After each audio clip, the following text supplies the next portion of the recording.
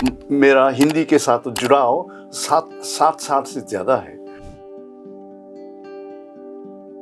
ये मैंने भी आपकी बायोग्राफी है? हाँ। वाह, वाह। आप बीती जी लिखी है, इसमें आप पढ़िए तो पूरी कहानी मिलेगी, आपके बारे में मिल जाएगी। क्या खास लगा भारतीय संस्कृति में आपको? ये मेरी निजी व्यक्तिगत रुचि है। मेरे मित्र, भारतीय मित्र मजाक में कहते हैं आप तो पूर्व जन्म में भारतीय थे, गलती से जापान में पैदा हो गया।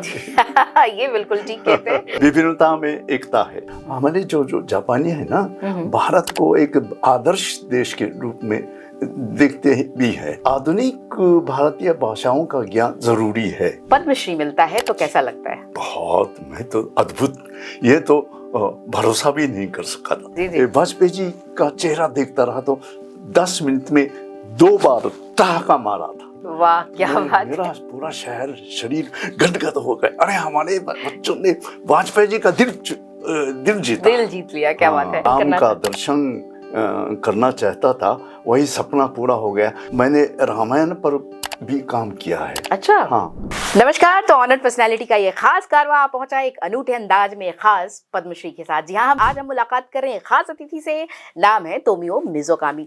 ये प्रोफेसर हैं और ओसाका यूनिवर्सिटी में प्रोफेसर एमेरिट्स हैं। साथ ही साथ भारतीय भाषाओं के ज्ञाता भी है। भारतीय जापानी संबंधों को पुष्ट करने वाले और साथ ही साथ भारत में पंजाबी भाषा को और भारत के सांस्कृतिक मूल्यों को जापान में ले जाने वाले एक अग्रदूत के रूप में जाने जाते हैं। 2018 में प्रोफेसर साहब को पद्मश्री मिला है और पद्मश्री के इस अनूठे सिलसिले को हम जानने की कोशिश करेंगे कि भारत से इनका प्यार क्यों, कब और कैसे पनका। स्वागत है। नमस्कार सर। हमारे दर्शक जानना चाहते हैं, प्रोफेसर साहब जो जापान में पैदा हुए, भारत में आपने शिक्षा प्राप्त की, लेकिन भारत से इतना प्रेम कैसे हुआ? ये तो बहुत लंबी कहानी हो जाएगी। मेरा हिंदी के साथ जुड़ाव 7 साल से ज़्यादा है। तब मैं हाई स्कूल का लड़का था। जिस देश में, जिस शहर में मेरा जन्म हुआ था, वो पश्चिमी जापान में कोबे शहर, बड़ा शहर है। उसमें काफ़ी संख्या में प्रवासी भारतीय रहते हैं। उन लोगों ने ये जो इस किशोर को प्रभावित किया था। भाषा, व्यवहार और पहनावा इत्यादि इत्यादि। अच्छा, उसके लिए लंबी कहानी है। अभी 2 साल पहले ऐसी जो तोमियो मिज़ोकामी, ये मैंने भी अपने आपकी बायोग्राफी है? हाँ। वाह, वाह। आप बीती लिखी है, इसमें आप पढ़िए तो पूरी कहानी मिलेगी, आपके बारे में मिल जाएगी। और दर्शकों को बता दूं कि ये पूरी तरह हिंदी में लिखी हुई है और सर की पूरी जीवनी है इसमें, तो इसको हम पढ़ सकते हैं। तो प्रोफेसर साहब मिज़ोकामी सर, आप जन्मे कोबे में और भारत में शिक्षा दीक्षा हुई। मैंने सुना है आप इलाहाबाद यूनिवर्सिटी, फिर कोलकाता में शांति निकेतन और फिर शायद दिल्ली विश्वविद्यालय में भी आपने PhD किया है। लिंग्विस्टिक को लेकर खास रूप से आप आग्रही रहे हैं। तो हमारे हिंदुस्तानी दर्शक जानना चाहते हैं कि भारतीय संस्कृति ने एक जापानी छात्र को किस तरह मोहित किया होगा? क्या खास लगा भारतीय संस्कृति में आपको? ये मेरी निजी व्यक्तिगत रुचि है। क्या कोई भारतीय ताल्लुकात रहे आपके पूर्व में? आपके पेरेंट्स यहाँ थे? जी नहीं, इससे कोई संबंध नहीं। जी। लेकिन मेरे मित्र, भारतीय मित्र मजाक में कहते हैं आप तो पूर्व जन्म में भारतीय थे, गलती से जापान में पैदा हो गया। ये बिल्कुल ठीक कहते हैं, क्योंकि जिस तरह से आप भारतीय मूल्यों और भारतीय आदर्शों और भारतीय संस्कृति के साथ जुड़ गए हैं, आपने उनको आत्मसात कर लिया है। इसे देखकर लगता है कि आप निश्चित तौर पे पूर्व में भारतवंशी रहे होंगे। प्रोफेसर साहब, आपने भारत में भारतीय मूल्यों को जापान में बहुत प्रसारित किया है अपने कार्यों के माध्यम से। जापान में भारतीय भाषाओं की क्या स्थिति है? हाँ, जब मैं विद्यार्थी था, इतना मतलब भारत के बारे में और भाषा के बारे में, हाँ, संस्कृत को छोड़िए, संस्कृत तो की बहुत लंबी परंपरा है, एक से एक बढ़कर विद्वान है संस्कृत, लेकिन आधुनिक भारत भाषाओं का ज्ञान इतना नहीं था जितना होना चाहिए था। अब लेकिन 50 साल से ज्यादा हो गए तो हिंदी का खूब विकास हुआ पढ़ाई के लिए। हाँ जी। और मैंने सुना है आपने पंजाबी भाषा में बहुत काम किया है और खासतौर से बहुत नहीं किया पीएचडी भी आपका पंजाबी में रहा शायद। जी, आपने कुछ गुरु नानक जी के कुछ ग्रंथों का, जपजी साहब का आपने अनुवाद किया है। किस भाषा में? जापानी में किया? जापानी में किया। तो ऐसी क्या खास बात रही कि आपको अनुवाद की प्रेरणा मिली? नहीं, अनुवाद तो ये भी रुचि की वजह से किया था, और कुछ तो जापानियों में कुछ तो प्रचार हो, जापानी भाषा के बिना प्रचार नहीं होगा। प्रोफेसर साहब, आप ओसाका यूनिवर्सिटी में प्रोफेसर एमिरेट्स हैं। आपने कई सारे संस्कृतियों को नज़दीक से देखा है, छात्रों को पढ़ाते रहे हैं, भारतीय भाषाओं का भी आपको अच्छा ज्ञान है। आप बंगाली जानते हैं, मराठी जानते हैं। मराठी नहीं जानता मैंने आपकी बायोग्राफी में पढ़ा, आप मराठी भी जानते हैं। आप कई अन्य भारतीय भाषाओं को जानते हैं। तो क्या कोई लालित्य बोध दिखता है भारतीय भाषा में? आपको कोई ब्यूटिफिकेशन ऐसा लगता है कि भारतीय भाषाएं जो हैं वो विविधता में एकता की परिचायक हैं? ऐसा लगता है आपको? जी हाँ, बिल्कुल सही, बिल्कुल सही। वही मैं कहना चाहता था। विभिन्नता में एकता है।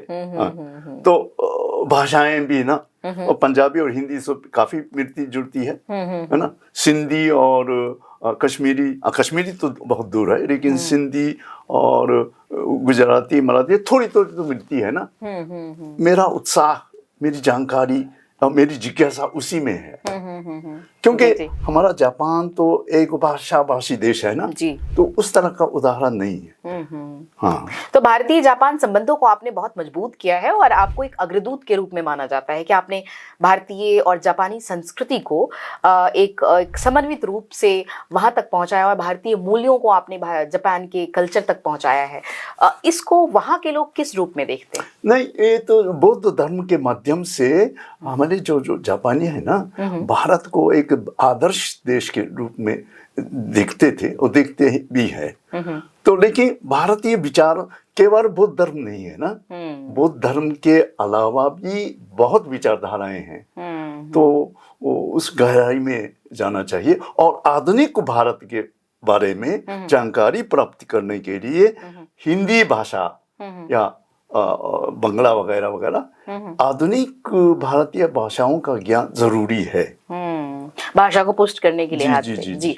संस्कृति का महत्व तो है ही, लेकिन मतलब इतने मतलब संस्कृत सीखना ही कितना मुश्किल है ना। इतनी भाषाओं पर तो आम विद्यार्थी इतना समय नहीं दे पाएगा। जी। दर्शकों मैं बता दूं, प्रोफेसर मिज़ोकामी भारतीय जापानी संबंधों को मजबूत तो कर ही रहे हैं, हमारे आदरणीय प्रधानमंत्री के गुड बुक में भी हैं और प्रधानमंत्री आपको विशेष तौर पे बहुत प्यार करते हैं, मोदी जी। और उन्होंने आपको भारतीय जापानी संबंधों के जनक के रूप में भी देखा है। आपको पद्मश्री भी दिया गया है।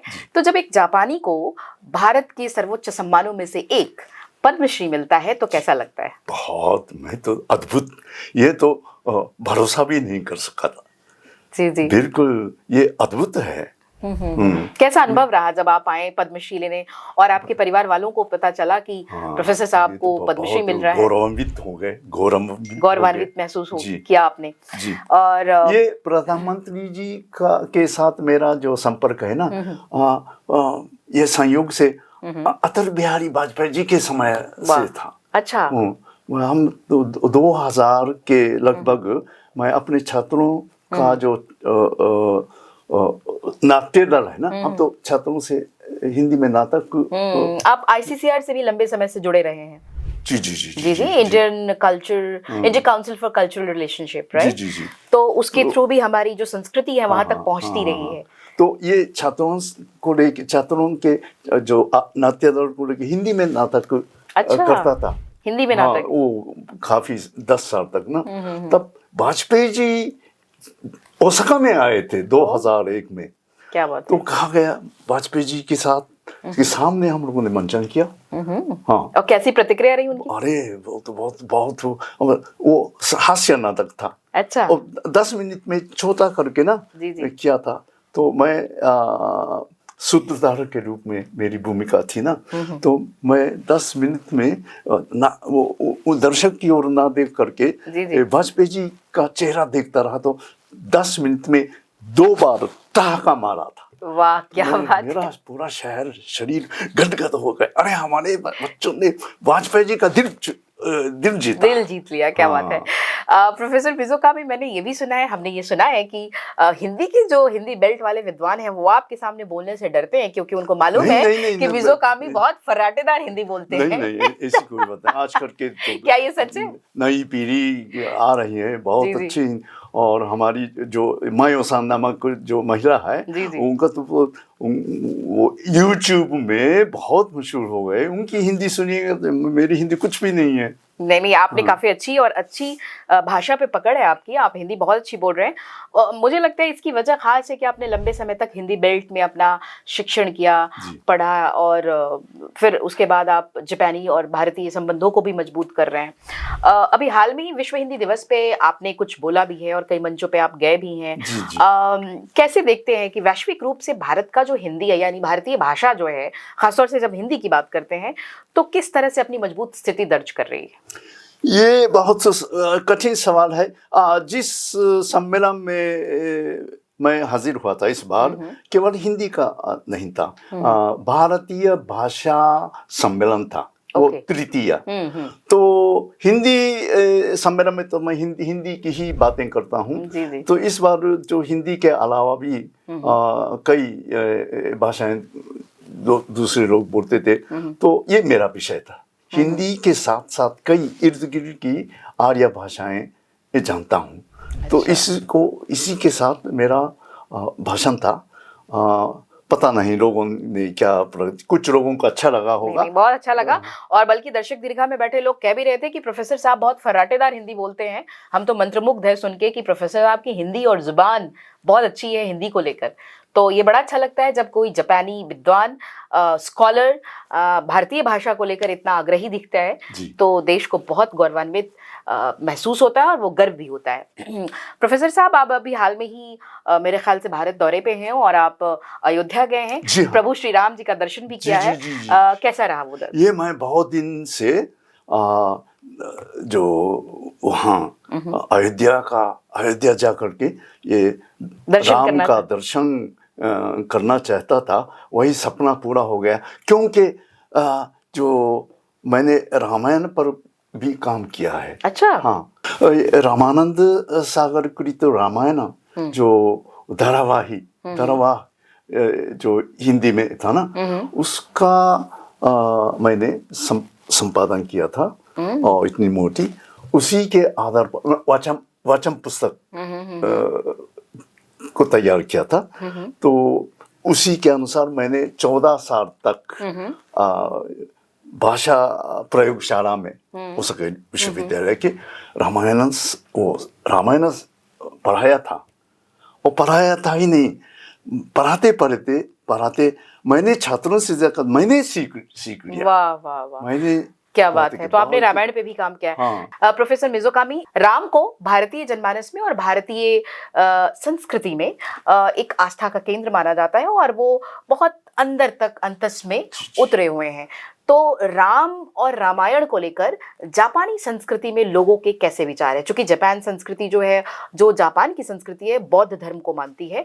बट अगर हम भारतीय मूल्यों के परिप्रेक्ष्य में बात करें तो राम, रामायण और महाभारत या हमारे जितने ग्रंथ हैं उनको वो किस रूप में देखते हैं? ये मेरा विषय नहीं है, और इसके बारे में तो संस्कृत के विद्वान एक से एक बड़े विद्वान बैठे हैं, उनसे तो वो पूछना ज़्यादा अच्छा रहेगा। लेकिन कम से कम रामायण के संबंध में ये रामानंद सागर के जरिए, हमें तो संस्कृत नहीं आती ना, तो हिंदी में जो रामायण को सिखाना बहुत छात्रों के लिए बहुत अच्छा था।